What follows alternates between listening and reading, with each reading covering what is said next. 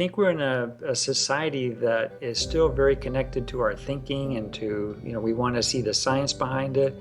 So probably that's why I spend a lot of time talking about neuropeptides and molecules of emotion and getting into these different, terms.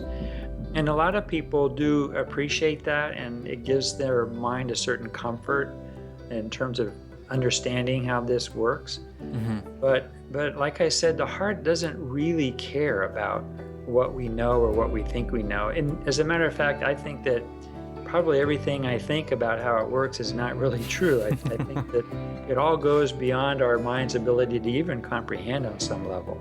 If there is this cosmic orchestra, the question is, are we in tune to that cosmic orchestra? And I think our thinking and our ego-centeredness sometimes gets in the way of truly being connected to something that is outside ourselves, something that is bigger than ourselves.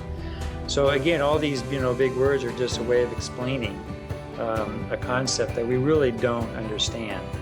So I think it's okay that we all look at it from our own perspective. I think the heart goes beyond the boundaries of religion or the boundaries of whatever our philosophical beliefs are. I find that Scalar Heart Connection really on that deeper level appeals to everybody sort of cross-culturally. So that is one of the beautiful parts that I like about it, is that it helps us all connect with our heart so we can connect with the hearts of others. People wrestle with a sense of self-worth. And I think that's also a societal problem, because we tend to value ourselves or value others based on our career status, how much money we make, the size of our house, how many cars we have.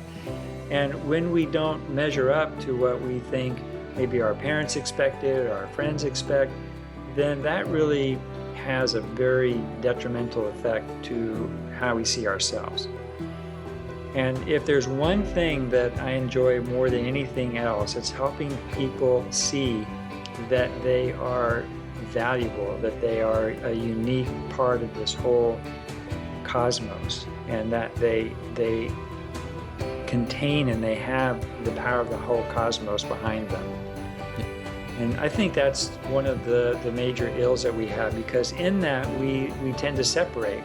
We start to judge and criticize others based on all kinds of false ideas. The idea of being able to read someone's mind is a real phenomenon. We can't ignore it anymore. The ability of the heart to respond physiologically to an event that hasn't happened, we can't explain it, but there it is. I mean, time and time again in the laboratory, it's documented out. So I think that we just need to give ourselves permission to tap into that unlimited intelligence. And I think that we will move into a whole new paradigm, which is needed, because I think that if we're going to survive as a species, we need to connect with that. And by that, I mean connecting to our heart, connecting to the hearts of the others, so we can ultimately connect to the heart of the planet. And if we did that, then I think our approach to the planet and to each other would be a completely new paradigm. Anytime we've advanced in any endeavor, it's always because we've gotten out of the box.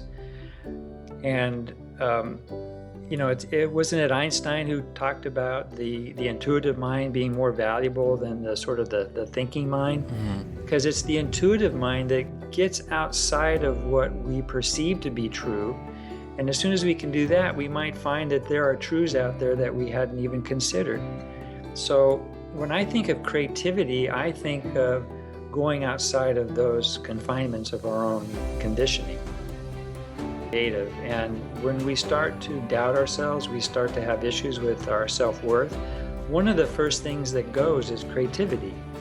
And I see so many times people, when they think of creativity, they're like, I used to sing when I was young, but somehow I didn't think I was good enough. Or I used to be an artist when I was young, and I just I had an experience where I was criticized, so I stopped.